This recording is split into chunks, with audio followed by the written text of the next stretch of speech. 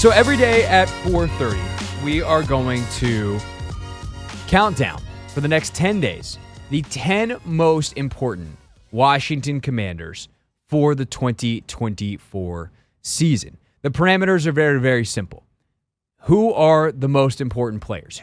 AKA, who has the ability to change the outcome of the season the most? So some of these are going to be a little more high risk, high reward players where, hey, if this goes great, this is really important. Hey, if this goes badly, it may not matter very much. Some of these are going to be more of like, true do or die type of players. Your ceiling, your floor, it all matters. Your positional value, it all matters. And so with that, I will say Sam Cosmi is the honorable mention who gets to be number 11 in a list of 10. Not because if we did best commanders, he might be number 1. But it's most important, and positionally, to quote Jay Gruden, he's a guard. So that is the parameters. That is how this works. Anthony, any other setup or further questions that need to be addressed before we get going? I think you covered all bases. Then let's hit the music. Come on, music. I hit you. There we go. And with that, our top 10 commanders of the 2024 NFL season begins with number 10, Dorance Armstrong. The 27-year-old pass rusher signed from Dallas in the offseason gets the nod, Anthony, at number 10. He is their best edge player and a defense that we're going to find out if it can play with him as their best edge player. Obviously, this is a huge, huge year for Armstrong, who was really, really good last year behind Micah Parsons and behind DeMarcus Lawrence, but it's different when you're the featured guy, when you're number 1. I also think it's important to point out, like, they're going to play inside out on this defense. They're going to try to create matchups for guys like John Allen and Daron Payne. Frankie Louvu is going to have a huge impact potentially as a pass rusher. They're very much hoping that Jamin Davis can essentially be converted to a pass rusher. And I would say in the best version of this season, Dorance Armstrong actually becomes less important because one of those guys, specifically Jamin, like Louvu is going to play, but if Jamin becomes like a legitimate edge who's got real pass rush juice, well, that takes the pressure off of everybody else, and especially Dorance Armstrong. But Armstrong is no slouch. Like, this dude last year had 8 sacks. That's not nothing, especially in a backup role. PFF actually credited him with 9. They count their sacks a little differently than the official totals that the NFL uses. But he had 35 pressures, according to PFF, 22 hurries, 4 quarterbacks hits, batted down a ball. He's got to be more impactful in the run game, although I think, some of that is going to be him playing starter snaps. He only had 20 tackles last year. You'd obviously hope that goes up. He's had more in the past, but he played also last year 468 snaps, and he only played 168 snaps against the run. So he played his other, 300 snaps and in passing situations, 290 as a pass rush, and then he actually dropped back in coverage 10 times in zone blitz situations, et cetera, et cetera. Meanwhile, the previous 2 years in Dallas, he played, 468 was last year. He played 618, 535 snaps. This is a dude who's played with a little bit bigger load. But last year was his best year. Graded out on PFF, again, whatever PFF grades are worth, it's the best we got. 69.6 for the season. 58-1 as a run defender. His career high was back in 2021, where he graded out at 67.5. And as a pass rusher last year, though, he graded out at 69.7, which is a pretty good number. That's a green grade for them. Had some monster games. That first game of the season against the Cowboys, he was against the Giants, where they just absolutely bamboozled them.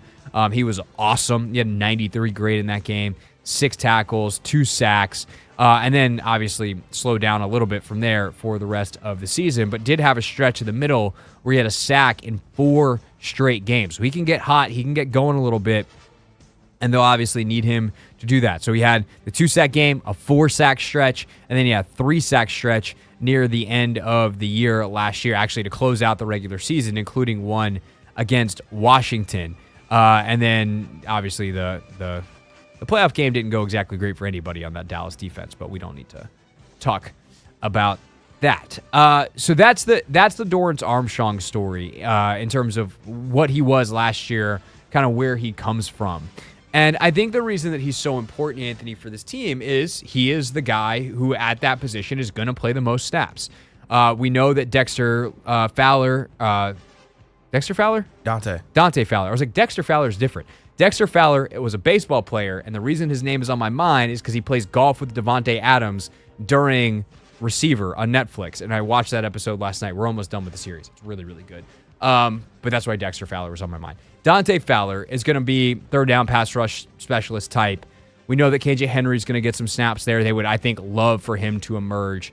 We know that Cleveland Ferrell is going to be big, but he's more of a run stopper edge type. And then we'll see how they rotate guys.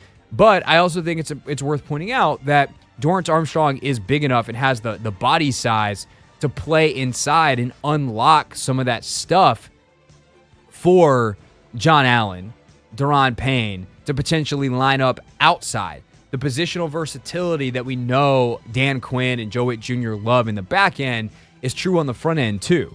And so last year, it's funny, he's lined up the last 3 years exactly one snap in the A-gap per PFF, like literally one time every single year. But he lines up in the B-gap, once or twice. Actually, I'd say even more than that. Lines up, a couple times a week in the B-gap, 55 snaps last year. Over the tackle, 58, and then outside the tackle, 321. So he's mostly playing, either heads up on the tackle or outside in a true, defensive end positioning. But it tells you sometimes he will kick inside to a 3 technique. Those 55 snaps over the B-gap, a career high last year.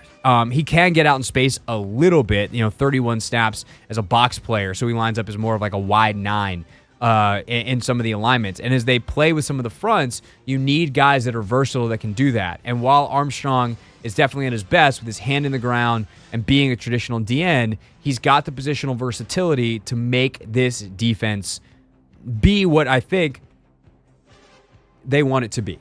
So ultimately, that's the Dorance Armstrong story. That's why he's number 10. I think that there's obviously other guys on that D line that are more important. There's other guys as pass rushers, Frankie Louvu. You'll see just how high he gets on this list, that are more important. But I think you have to have an edge player in your top 10 most important guys, and he's the guy who's going to play the most of that position, and thus Dorance Armstrong, Anthony, number 10. Yeah, I mean, again, as you just said, defensive ends, pass rushers, they're at a premium right now in today's NFL. And the fact that we had 39 sacks last year, which is 26 in the NFL, is sort of kind of unacceptable. And we need, to find an answer to that problem. So I think Dorance Armstrong, all that he presents, the fact that he had 8.5 sacks in a reserve role last year, I think that's telling. He can get to the quarterback, and I think that's what we're going to need on the defensive side of the ball.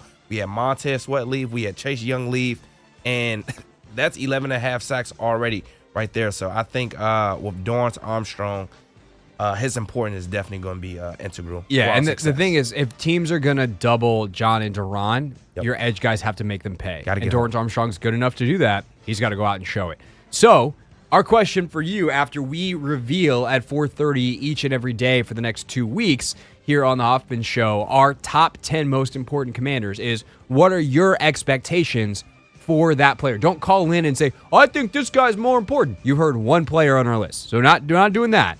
But at 301-230-0980, what are your expectations for Dorance Armstrong, our number 10 on our list of the 10 most important commanders coming up in the 2024 season? Give us a call, 301-230-0980. It's the Hoffman Show on the Team 980 and always live on the free Odyssey app. This is the Hoffman Show on the Team 980 and the Odyssey app.